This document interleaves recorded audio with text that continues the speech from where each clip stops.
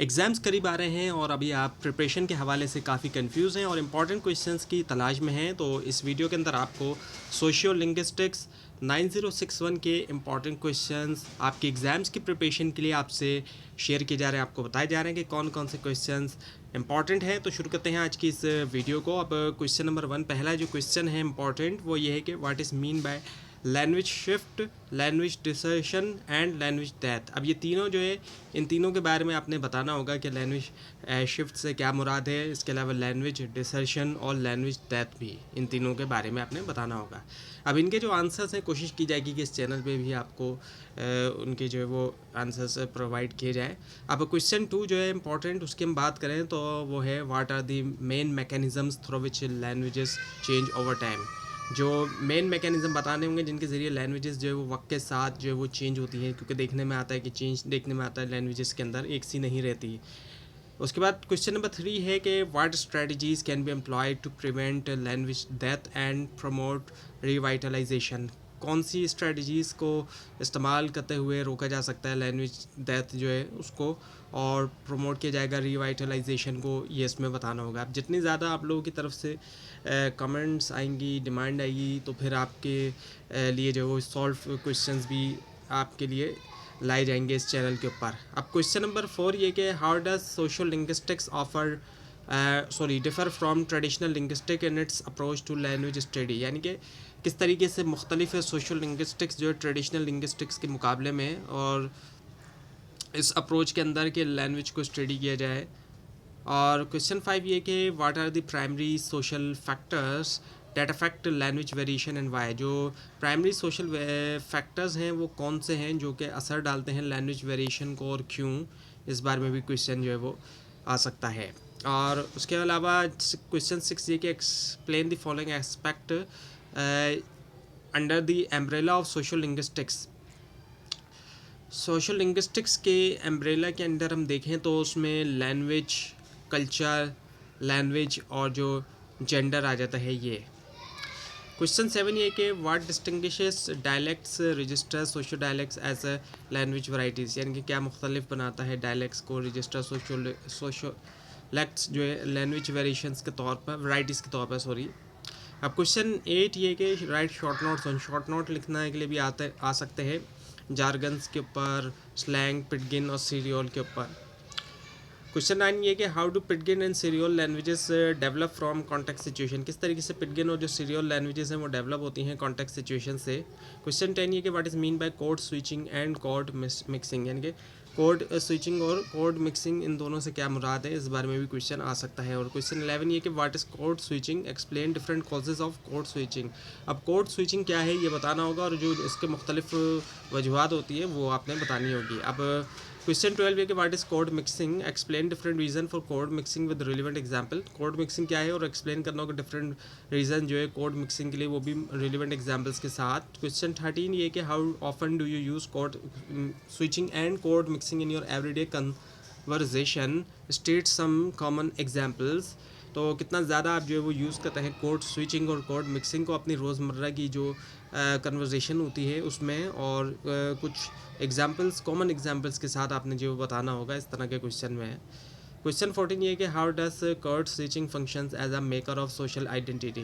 किस तरीके से कोड स्विचिंग जो फंक्शन करती है मेकर के तौर पे सोशल आइडेंटिटी की, ये भी क्वेश्चन आ सकता है। उसके बाद ये कि can language hybridisation lead to formation of new words, support your stance with example. क्या लैंग्वेज हाइब्रिडाइजेशन से नए वर्ड्स बनते हैं, इस अपना स्टांस को अपने एग्जाम्पल्स के साथ सपोर्ट करना होगा। Now the question 16 वो ये कि does the specific language and culture we are exposed to in childhood determine how we perceive the world, how we think and how we express our life। अब क्या ऐसा होता है कि जो ख़ास लैंग्वेज और जो कल्चर जो हमें चाइल्डहुड में मिलता है, बचपने में, कि उसी की वजह से क्या ऐसा होता है कि हम परसीव करते हैं दुनिया को, उसी के मुताबिक हम देखते हैं, सोचते हैं और ख़ुद का इजहार करते हैं। तो इस बारे में आपने बताना होगा, ये क्वेश्चन आता है। अब क्वेश्चन 17 ये कि what evidence support and challenge the Schafer-Wolff hypothesis. कौन सा एविडेंस जो है वो सपोर्ट भी करता है, चैलेंज भी करता है शेफर-वोल्फ हाइपोथेसिस को। अब क्वेश्चन 18 ये कि how does vocabulary reflect cultural priorities and conceptual categories, कैसे वोकेबलरी जो रिफ्लेक्ट करती है जो कल्चरल प्रायोरिटीज़ और कॉन्सेप्चुअल कैटेगरीज होती है। क्वेश्चन 19 ये कि explain the language power relationship, जो लैंग्वेज पावर रिलेशनशिप है उसको एक्सप्लेन करना होगा and give your point of view about the power of English language इन पाकिस्तान, और आपको अपना पॉइंट ऑफ व्यू देना होगा जो पावर है इंग्लिश लैंग्वेज की पाकिस्तान के अंदर। क्वेश्चन 20 ये कि how do institutions use language to maintain power structure, कैसे जो है वो क्यों जो है वो कैसे इंस्टीट्यूशंस यूज़ करते हैं लैंग्वेज ताकि वो मेंटेन करें पावर स्ट्रक्चर। 21 ये कि associate the term linguistic imperialism with new colonialism and explain how it played a crucial role in elite formation in Pakistan.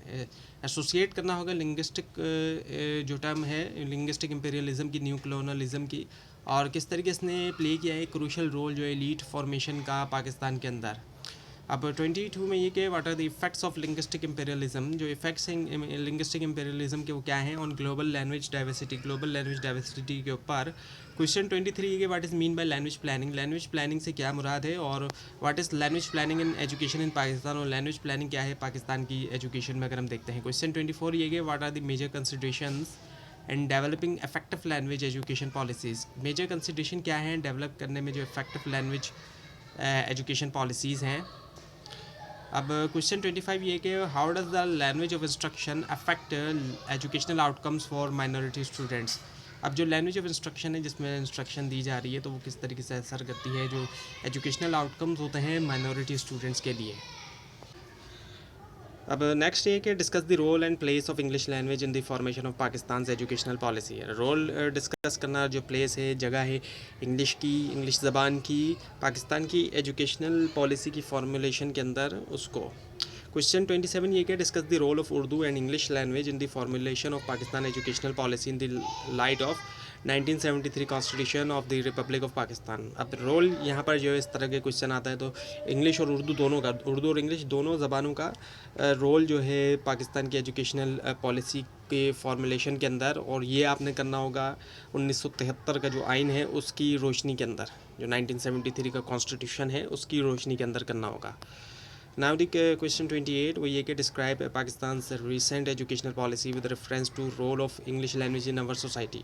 अब इसमें आपने डिस्क्राइब करना होगा, वजाहत देनी होगी पाकिस्तान की जो रिसेंट एजुकेशनल पॉलिसी है, साथ में हवाला जो कि इंग्लिश लैंग्वेज का हमारी सोसाइटी के ऊपर पड़ता है वो रोल जो है उसका, और what suggestion would you give to make it more effective practically, और क्या सजेशन आप देना चाहेंगे ताकि इसको प्रैक्टिकली ज़्यादा इफेक्टिव बनाया जा सके।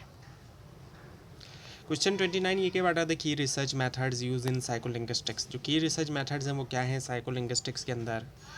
क्वेश्चन 30 ये कि describe the process of operant conditioning, process describe करें ऑपरेंट कंडीशनिंग का स्पेशली जो है for the purpose of language acquisition, language acquisition के पर्पज़ के लिए स्पेशली तौर पर।